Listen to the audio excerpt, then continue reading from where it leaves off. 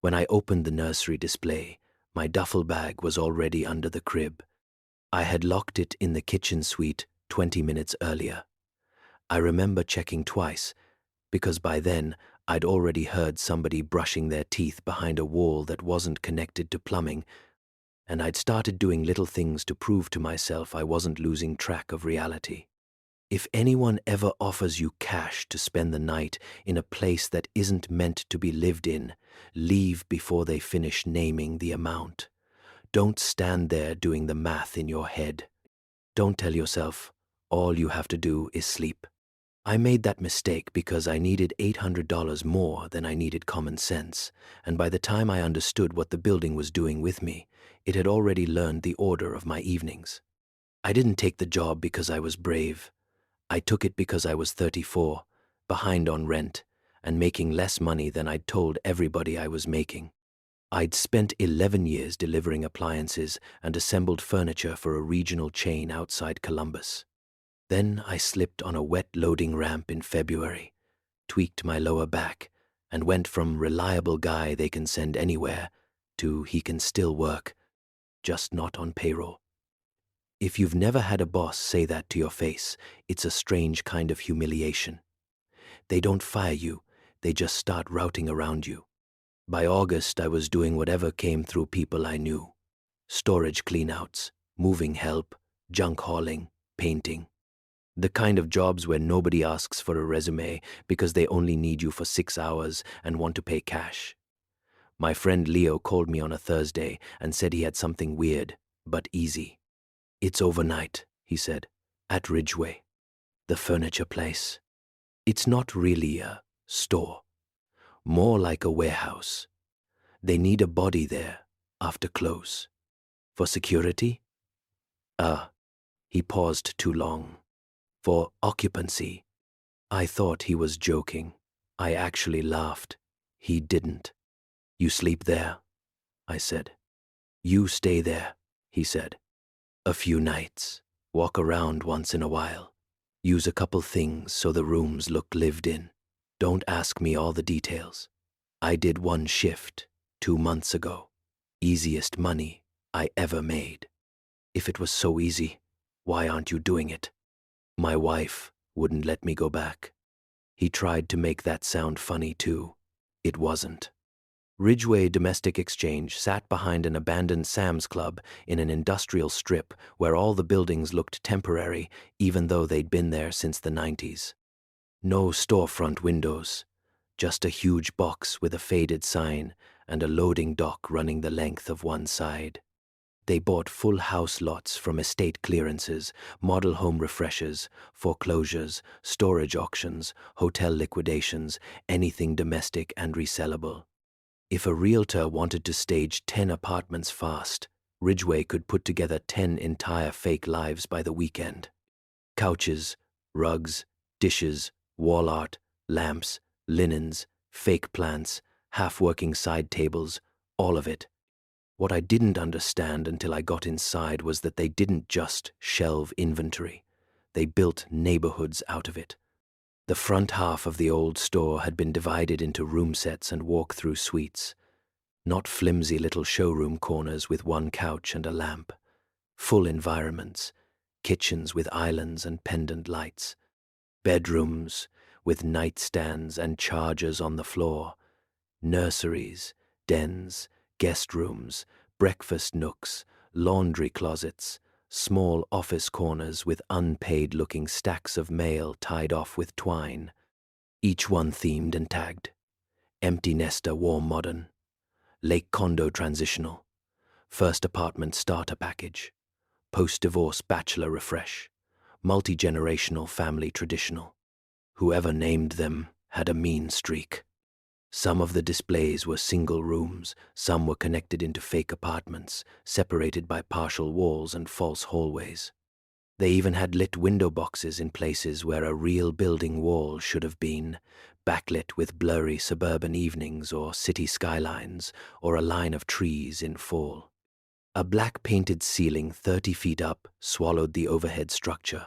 During business hours, the warehouse lights flattened everything into retail. But when Terry gave me the closing tour, He clicked those lights off section by section, and the whole place changed. Lamps stayed on inside the displays. Under cabinet lighting glowed. Window boxes held their blue dusk. From 10 feet away, it stopped looking like furniture for sale and started looking like people had just stepped out of their homes for a minute. That was Terry's word for it too, homes. He was the operations manager, maybe late 50s, puffy under the eyes in a way that suggested either bad sleep or steady drinking. He wore a Ridgeway quarter zip and carried a ring of keys big enough to drag a man underwater. On the tour, he kept talking like I'd already agreed. "You don't need to patrol all of it," he said. "Just stay mostly in Birch Row. Clients are coming Monday for that section. Make coffee in the suite if you want. Use the shower if you want. Sit on the couch. Fall asleep with the TV on. That kind of thing." "Why?" He glanced at me, then away. "Because a room that's never been occupied photographs dead. That doesn't explain why somebody needs to be here at 2 in the morning." He gave me a little shrug that was meant to end the subject.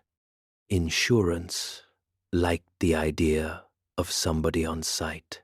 We like a little wear before walkthroughs. You're not guarding Fort Knox. Just don't leave everything untouched." He stopped in front of a Model 1 bedroom they'd labeled Birch 14. The front door was real enough to lock, though it only opened onto a carpeted aisle dressed to look like an apartment hallway. Inside were a galley kitchen, a little table with 2 chairs, a living room with a gray couch, a hall bathroom, and a bedroom with a made bed and an open closet. It was better furnished than any place I'd lived in since I was 27. "This is yours tonight," he said. "Mine. For the shift." The bed was turned down. Not fully, but enough that somebody had folded back one corner of the comforter. There was a clean towel laid across the foot. A toothbrush, still in a pharmacy sleeve, sat on the bathroom sink next to a travel-size toothpaste. That was the first thing that bothered me. Not because it was creepy exactly, just personal in a way I didn't like. I'd expected a cot in an office or some crappy security desk. This felt like showing up to borrow a stranger's life. Terry must have seen something in my face because he said, "Everything's new. Don't worry about it." He said it too fast. He showed me the kitchenette, the radio clipped to the wall charger, the thermostat that didn't really control anything, and the employee corridor at the back of Birch Row where the restrooms, break room, and security office were. When we passed the break room, I saw 3 mugs in the sink and a microwave dinner box in the trash, even though everybody else had already clocked out. "You got cleaning staff later?" I asked. "No." Then he corrected himself. "Not tonight." We came back into Birch 14, and he handed me an envelope with 300 in 20s and 50s. Half now, half if I stayed till open. I opened it right there, because I didn't trust cash jobs to stay honest, unless they knew you'd counted it. The money was real, more real than the room around me. "Doors are alarmed after 11, I asked. "Loading bay, yes. Front office, yes. Interior, no. If you hear movement, it's settling, or HVAC. Place carries sound." I nodded, but he stayed in the doorway a moment too long, like there was something else he was deciding whether to say. Finally, he settled on, "Try not to move between themes too much." I stared at him. "Between themes?" He gave me a tired little smile. "People track dirt. We just reset less if you keep mostly to one cluster." And then he left. The outer warehouse shutters came down a few minutes later, with the kind of metallic rattle that travels into your teeth. After that, there was no dramatic silence. That would have almost been better. There was a low, constant, mechanical breathing from somewhere overhead, the click and hum of display refrigerators, the occasional soft pop from cooling metal, retail sounds, building sounds. Ordinary sounds that only start to feel personal when you know nobody else should be making them. I put my duffel in the kitchen suite, ate gas station jerky at the table, watched local news on a mounted TV with the volume low, and told myself Terry was a creep, but the job was what he said it was. Uncomfortable, weird, but easy money. Around 11:30 I stood up to use the bathroom and heard a drawer slide shut somewhere outside the suite. Not slam, not bang. A quiet, controlled close, like somebody finishing in the kitchen after you'd already gone to bed. I stayed still and listened. Nothing after it, just that soft, building breath. I went to the suite door and opened it onto the fake hallway. Warm lamplight spilled from neighboring displays through open archways. A dining room set to my left, a staged reading nook beyond it. Across the aisle, a little office corner with a desk lamp on and a laptop shell displayed open beside a stack of hardcover books whose pages had all been glued shut for staging. "Nobody," I called out, feeling stupid immediately. No answer. I checked the dining room. 4 plates, cloth napkins, centerpiece bowl with decorative pears. I checked the reading nook. Cold. Still. I checked the office. Nothing. On the way back, I noticed the lamp in Birch 12 was on. I could have sworn it had been off when Terry walked me through. That annoyed me more than it scared me. It felt like the kind of thing a bored employee would do to keep himself amused at my expense. I left it alone. At 12:15 I heard the same drawer again, farther away. Then the sound of running water. I knew for a fact half those kitchen sinks weren't connected to anything. Terry had said so when he made a joke about not trying to wash a car in them. But the sound was unmistakable, a steady tap to stream somewhere beyond the wall shared with Birch 16.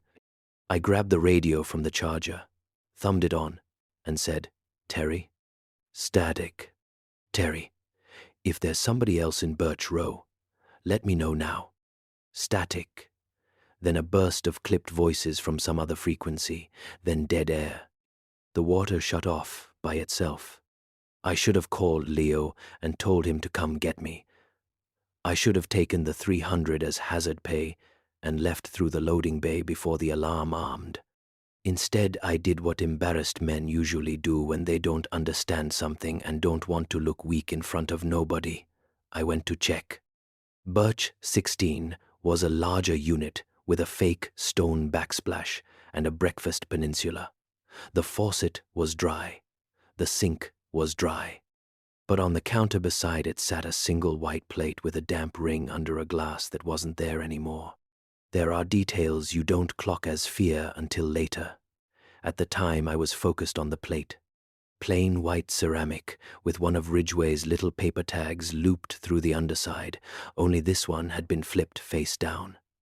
When I turned it over, there was no price written on it. There was a last name, Mercer. Not in print, in blue pen, block letters. I remember thinking it was inventory shorthand, a donor lot, a client reservation, something like that. I said the name out loud, because that's the kind of dumb thing people do when they want reality to feel shared. Mercer. And from somewhere deeper in Birch Row, a child coughed. Not a ghost noise, not a spooky whisper, a dry, ordinary little cough, the kind you hear from a back bedroom when you know somebody's still awake. I backed out of the suite so fast I hit my shoulder on the doorframe. For the next hour, I sat on the couch in Birch 14 with every light on and the TV volume up louder than I wanted. Nothing happened, or at least nothing happened that couldn't be blamed on a warehouse at night. I must have drifted off around 2, because the next thing I remember was waking on top of the comforter with a crick in my neck and a smell in the room that did not belong in a furniture store. Frying onions. That sweet, greasy edge of them when they're just starting to brown, not strong, not restaurant strong, closer than that, domestic. somebody making a late meal one room over. I sat up and just listened to my own heartbeat for a minute. Then came the little metal tap of a spoon against a pan. Then another. I don't know why I followed it. Maybe because once you've already decided not to leave, every next bad decision comes easier. The brain starts protecting the first one. The smell led me 3 suites down to a farmhouse-style kitchen with butcher block counters and fake herb planters on the sill. One burner on the display stove was glowing orange. I walked over slowly, half expecting some employee to jump up from behind the island laughing. There was a skillet on the burner, a little puddle of oil in it, and a heap of chopped onions already going translucent. The stove was warm, real warm, heat coming off it. There was no gas line. I crouched and looked. The knob had been turned, but the unit wasn't connected to anything at the wall. The outlet behind it was capped. On the counter beside the pan sat a pill organizer with the Thursday compartment open and empty. I turned the knob off anyway and just stood there in that fake kitchen with my hand on the fake marble counter, trying to think of any explanation that didn't make me leave. The paper tag on the skillet handle had a name too. Holloway. I went back to Birch 14, put my shoes on, and stayed awake until morning. When Terry came in, a little after 7, carrying coffee from outside, he took one look at me and said, "Long night?" I told him about the burner, the plate, the cough, the water. He listened without interrupting, which somehow made it worse. When I finished, he set my coffee on the table and walked me down to the farmhouse kitchen. The onions were gone. The skillet was cool, clean enough to put on a shelf. The pill organizer was still there, but now all the compartments were closed. Terry opened the display stove, squatted, and made a show of checking the connection that wasn't there.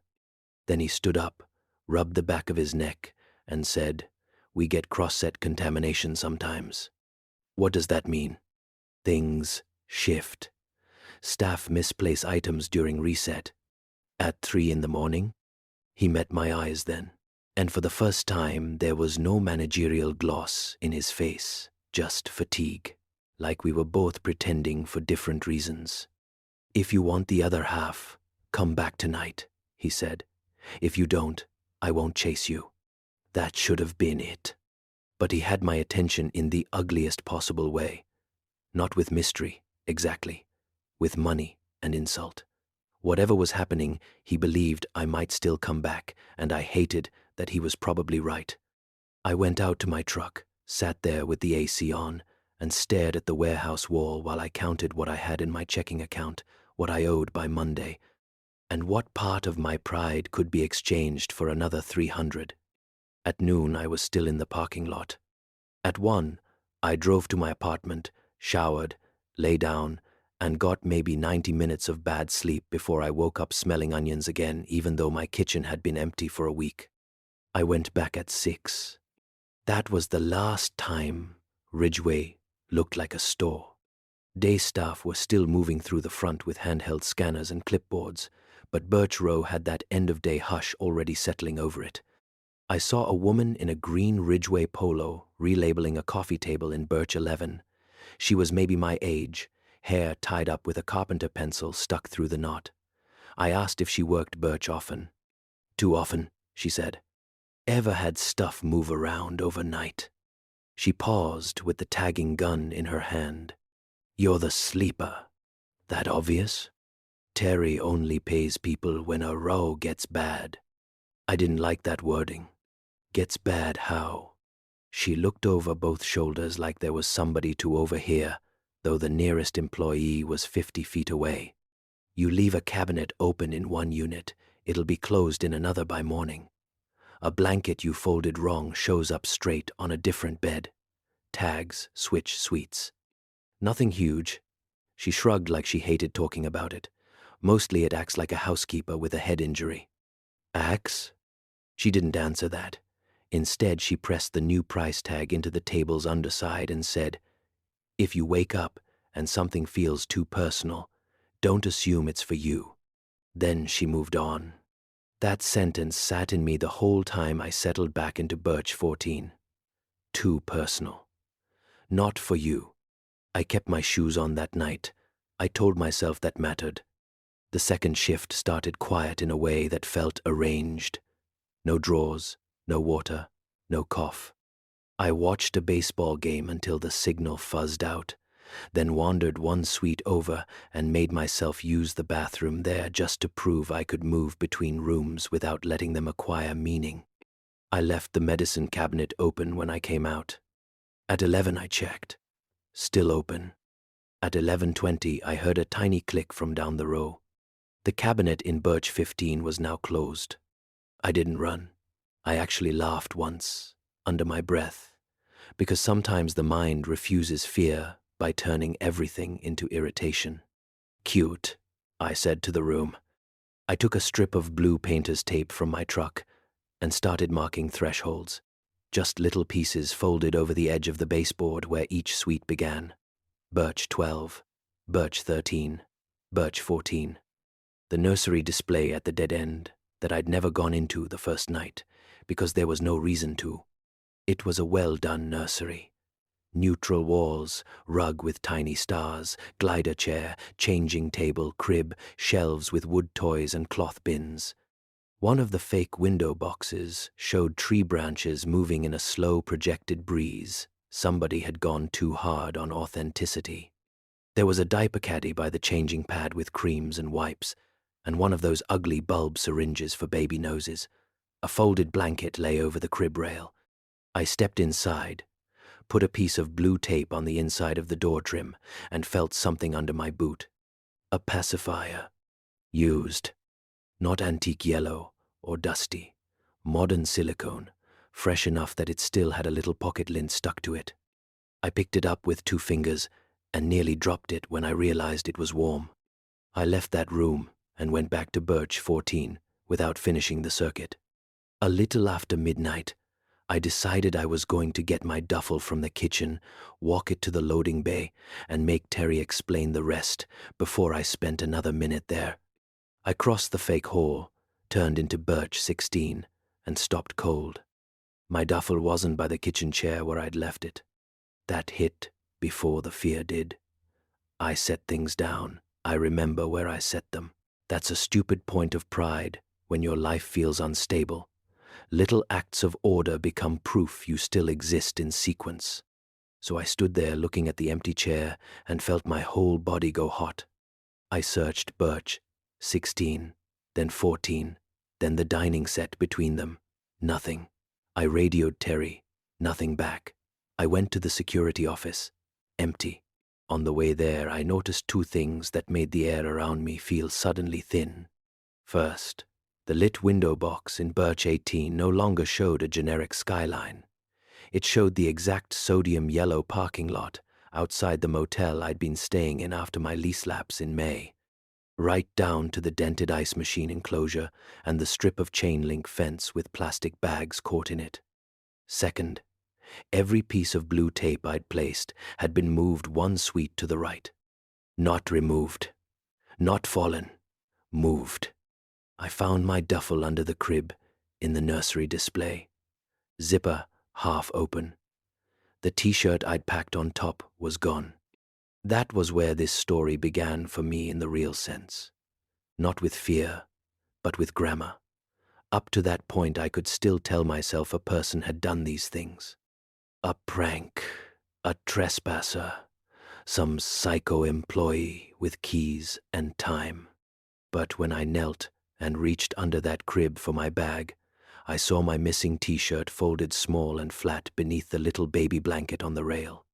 Not stolen, not tossed, put away. There was a wet ring on the nursery nightstand from a glass I hadn't used in that room. Beside it sat a paperback from my duffel, opened face down to hold my place. The book was upside down. I had a habit of doing that without thinking. I backed out of the nursery, slow enough that I could keep my eyes on the crib, because some part of me had become certain that if I looked away, something in it would move. I made it to the employee corridor before the radio crackled. Not Terry. Just a burst of static. Then a woman's voice speaking so softly, I almost missed it. "Did you check on him?" I said. "Who is this?" Static. Then the same voice, a little clearer. "Did you check on him?" I threw the radio against the vending machine hard enough to crack the plastic front. I wish I could tell you that I left then. I got as far as the loading bay door. The alarm panel was lit red. Armed. My key fob didn't work, because I didn't have one. Terry had told me to call if I wanted out after 11, and he'd remote disarm from home. He didn't answer his phone.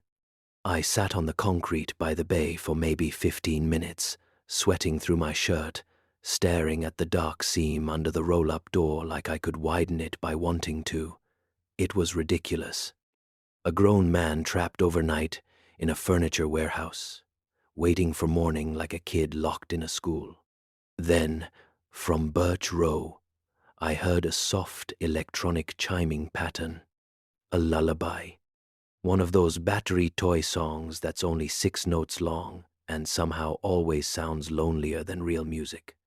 I didn't go back because I was curious. I went back because my truck keys were in the duffel under the crib. The nursery was empty when I reached it. My bag was no longer under the crib. It was hanging from the glider chair arm, zipped and upright, like somebody had set it there, while waiting for a baby to fall asleep. On the little changing table, arranged side by side, were my truck keys, my wallet, and the cracked black phone charger I kept in the bag's side pocket. Beside them was something that did not belong to me. A folded index card. My name was on the outside in blue ink. Not printed, written. The same block letters that had been on the plate. On the skillet. Inside was an address label peeled off some old shipping invoice. Ridgeway, Domestic Exchange, Lot 47B, Mercer, Holloway, Tibbs Composite, Birch Family Transitional.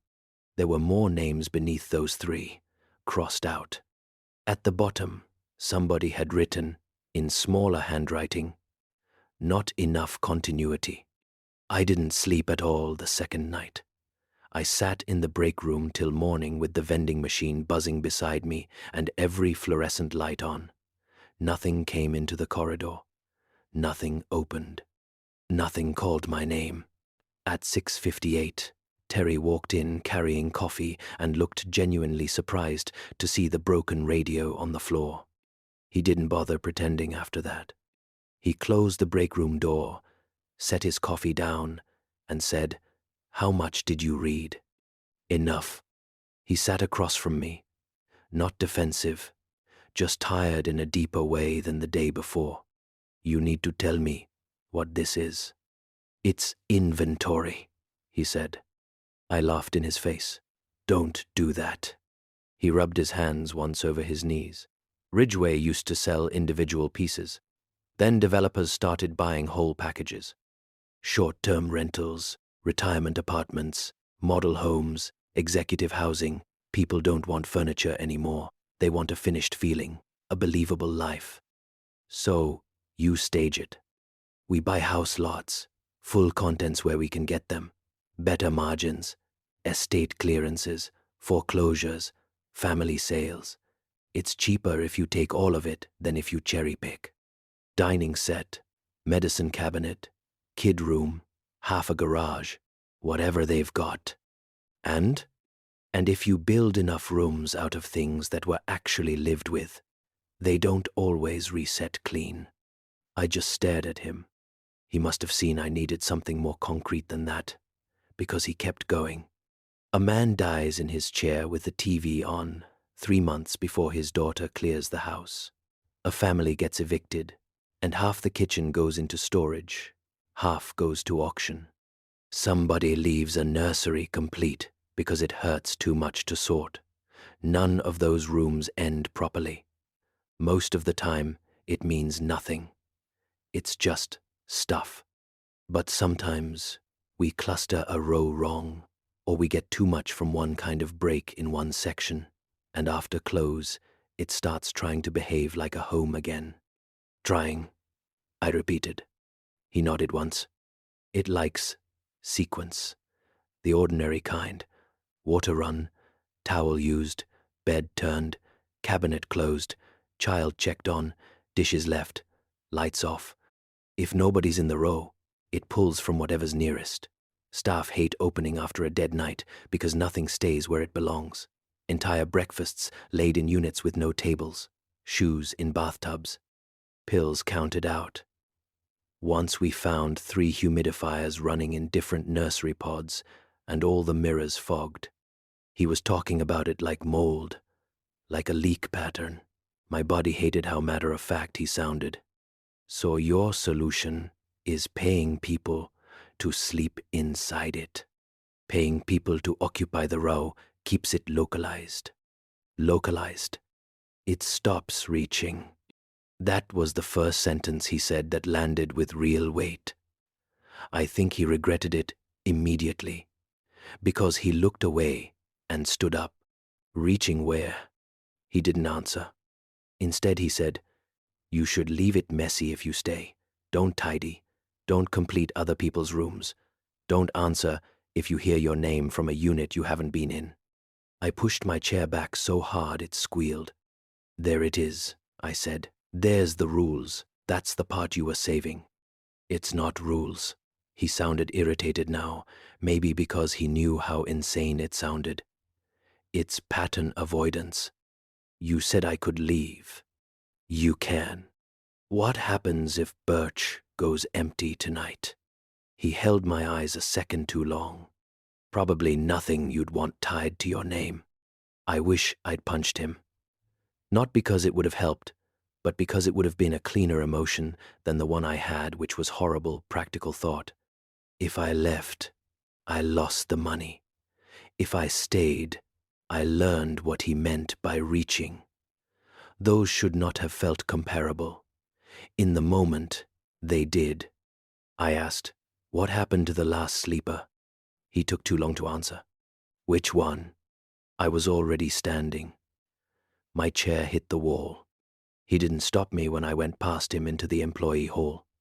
Maybe he knew what I'd find if I kept looking. Maybe he was tired of holding it by himself. There was a locked bank of metal lockers behind the restrooms. His keys were still on the break room table where he'd left them. I opened 7 before I found one with personal things in it. A woman's sneakers, a folded hoodie, cheap earbuds, a pill bottle with the label peeled off, a paperback with the spine broken halfway through. In the back corner, an envelope with $200 cash and a handwritten sticky note. "Finish Saturday, and I'll square the rest." The next locker had a men's phone charger and a little bag of toiletries. The next had a baby monitor with no batteries in it. Not employees. Sleepers. I didn't say anything when I came back to the break room. Terry saw my face and knew. "Nobody got hurt," he said. "Where are they?" He inhaled slowly through his nose. "I don't know." That was the honest answer, and it was worse than a lie. I left right then, not dramatically. I took my duffel, drove out before dark, ignored 5 missed calls from Terry, and told myself any problem inside that building had been there before me and could remain there without me. I made it 14 hours. At 8 that night, Leo called. Not Terry, Leo. "You went home?" he asked. "Obviously. Terence has been trying to reach you." "Good." There was a pause. I could hear traffic through his Bluetooth. He came by the shop. "What shop?" "The salvage place, where my cousin works. He was looking for somebody who knew you." Cold started at the base of my neck. "What did he want?" He said Birch got into loading. "That ever happened before?" I didn't answer. Leo lowered his voice. "Mark," he said, "if nobody goes in before close, tomorrow they'll have to open the front half to clients, families, designers, a school board rep or something. He looked bad. That should not have become my problem. I knew that. I know it now. But there's a very specific way guilt works, when somebody hands you just enough information to imagine strangers walking into danger you've already seen and then leaves the rest blank. You fill it in yourself. Your own conscience becomes the pressure. I went back a third time because I thought I was doing one decent thing before cutting everybody off forever. The parking lot had one car in it besides Terry's. The warehouse shutters were still up. He met me at the side entrance and looked relieved in a way I hated immediately, because it meant he'd been counting on me behaving exactly like this. "I'm not staying all night," I said before he could speak. "You don't have to. Just help me pull Birch apart enough to break continuity, and we're done." "Why didn't you do that this afternoon?" "Because it's worse once you start while there's daylight customers in the building. It notices. There are moments when you hear yourself continuing a conversation you should already have left, and you understand, in real time, that intelligence and self-preservation are not the same thing." I followed him in. The front retail floor was bright and normal. Decorative pillows, clearance signs, a receptionist up front doing returns. You could stand there smelling wax warmers and think the whole world made sense. Then Terry led me through the stock curtains into the dimmer back half, and that fake domestic twilight hit me again. Birch Row was different. Not transformed in some impossible horror movie way, just settled, too settled. Every lamp was on, every fake window box showed evening now, all at the same exact shade of blue. Doors that had been open between suites yesterday were half closed, throws draped over sofa arms instead of folded sharp. A pair of men's slippers sat by the couch in Birch 13. One tipped over, one upright, like someone had stepped out of them and forgotten. "Those weren't there," I said. "No," Terry answered. We started stripping tags and clearing smalls first. That was his idea of breaking the row. Take away the little continuity items, the things hands interact with. Mugs, pill bottles, framed photos, chargers, spare blankets, remotes. I worked fast because speed felt like distance. We loaded plastic bins and wheeled them toward the service hall. The first bin was fine. The second got weird. I was pulling towels from a linen closet in Birch 15 when I heard Terry say from at least 20 feet away, "Leave the blue one." I answered, "Why?" No reply. I carried the towels into the aisle. Terry wasn't there. He was 2 suites over near a dining room hutch, facing the other direction, muttering to himself while he packed candlesticks into paper. I went cold all over. "What did you say?" I asked him. He looked up. "What?" "You just told me to leave the blue one." "No, I didn't." We both stood very still for a second.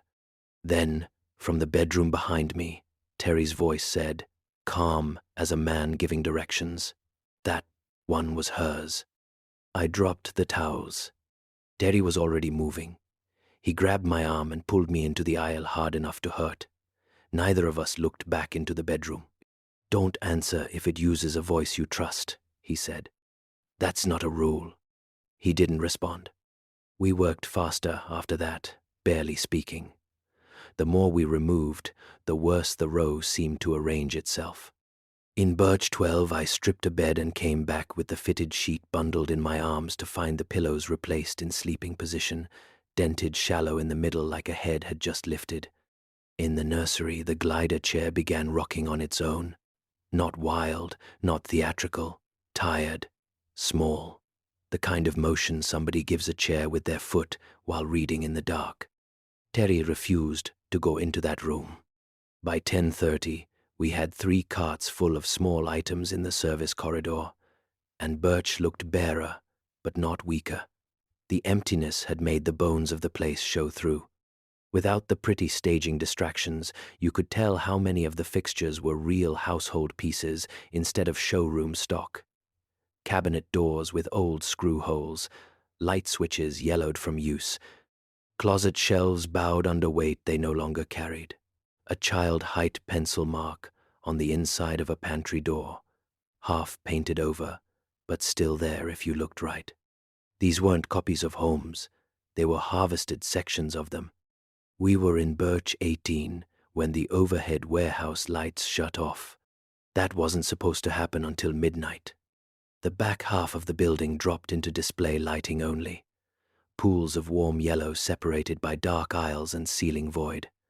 The window boxes became stronger in the dark. Too strong. Some showed rain on suburban glass. One showed an interstate at night with headlights moving in the distance. The one in Birch 18 no longer showed my motel. It showed a parking lot I recognized after a second as the lot outside my old apartment complex, the one I'd lost in May. My ex-neighbor's red pickup was still parked crooked across 2 spaces. I took a step toward it before I realized what I was doing. Terry saw my face and looked at the window box. "Don't let it pick the view," he said quietly. "Can it see?" "It doesn't see. It sorts." "Sorts what?" "What?" He opened his mouth. Then, all through Birch Row, at once, came the sounds of people preparing for night. A faucet turning on, a cabinet door, a microwave beep, a child's short crying fuss instantly hushed. A cough, the muted rise of television voices through walls, a spoon stirring in a mug. 30 little domestic sounds, staggered and overlapping, none loud enough to be called a disturbance, and all of them together so specific that my body recognized them before my mind did. Evening. House settling into evening. People finishing dinner. People checking on each other. People doing the 1,000 unimportant things that make a place inhabited. I have never been more frightened in my life than I was by those noises. Not because they were supernatural, because they were correct. I grabbed Terry by the sleeve and said, "Open the bay, now." He didn't move. He was staring down the dark length of Birch, like he was listening for one sound in particular. Terry. Then I heard it too. My mother's knock. 3 quick taps, a pause, then 2 slower ones. The pattern she used when she woke me for school my entire childhood because she liked rituals and hated shouting upstairs. It came from inside Birch 14. Every muscle in me went rigid, so fast it hurt. My mother has been dead for 9 years. The knock came again. 3, pause, 2. Terry closed his eyes once, like a man hearing thunder too close, and said, "It found your sequence." I let go of him and backed away. "What does that mean?" "It means, stop thinking of this as haunting," he said. "It's assembly. It takes continuity where it can get it." I didn't wait for more. I ran. Not toward the loading bay, toward Birch 14. Because panic doesn't make you logical. It makes you move toward the place where the wrongness feels named. I hit the suite door with my shoulder and stumbled into the little living room. Everything that had been mine on the first night was there. Not my actual belongings. Worse than that.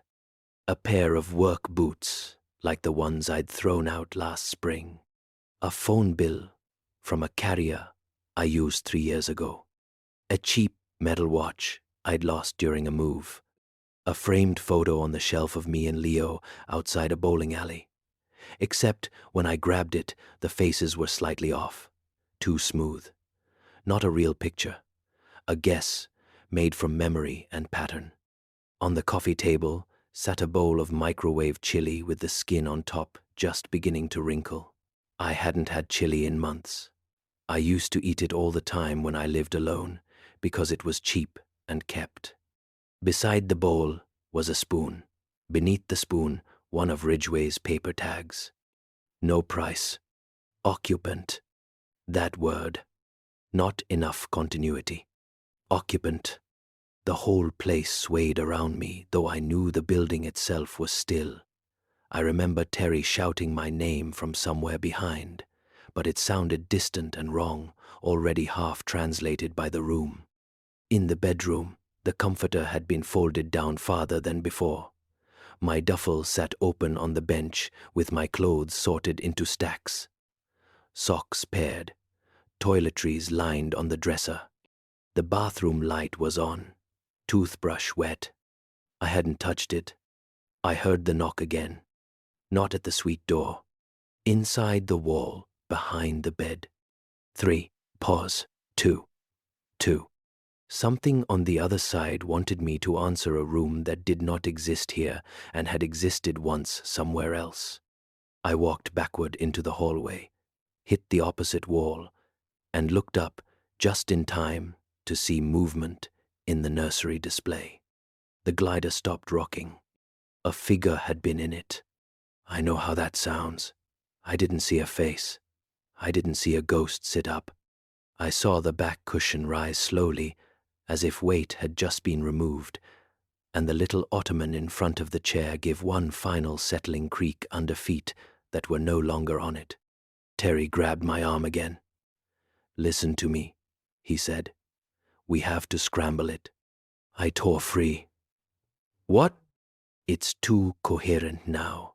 We make the row unsolvable. We can get out." He was right. I knew it before he finished the sentence, because some part of me had been noticing all along what made it stronger.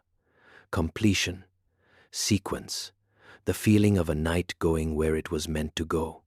So we did the least natural thing possible to a set of homes. We ruined the evening. I started in Birch 14, dumped the bowl of chili across the couch, poured the water from the bedside carafe into a dresser drawer, pulled all the fitted sheets halfway off every bed I passed, opened every cabinet and every closet and left them gaping, took batteries out of remotes and tossed them into unrelated rooms, moved kitchen chairs into bathrooms, set every microwave clock I could reach to a different wrong time, took framed pictures off walls and laid them face down in hallways. Terry yanked lampshades off bases and turned mattresses sideways and stacked folded towels in sinks. The place fought us without ever becoming dramatic. That's what made it unbearable. No flying objects, no screaming, no cinematic violence, just quiet correction happening at the edge of sight. A drawer I'd left wide open, easing inward by itself 1 inch at a time. A dining chair I'd shoved into a laundry nook appearing, when I turned around, already back at the table but angled wrong, as though it had returned in a hurry. In Birch 12, I dumped a basket of fake lemons into the tub and came back 30 seconds later to find 4 of them lined in a neat row along the bathroom counter, water beading on them, though the tub was dry. At one point, I passed a mirrored entry console and saw my own reflection half a step late, turning after I had already turned away. I stopped looking into reflective surfaces after that. The domestic sounds changed as we broke the row. They became frustrated somehow, less like people at home and more like the unfinished edges of tasks. A microwave starting, stopping, starting again. Silverware falling in singles, cabinet doors opening and not closing. A child's monitor hiss, a dryer buzz repeating every 30 seconds as if nobody came to unload it. Then the voices began. Not whispers, not "get out," just ordinary lines, carried, detached, through the rooms. "Did you take your pill? He's asleep. Leave that, I'll get it. Not that bowl. Check the back door. Don't wake her. Where are my keys?" Every sentence belonged to somebody's life. None belonged to mine, and that was worse than if they had. I wasn't being targeted by a ghost.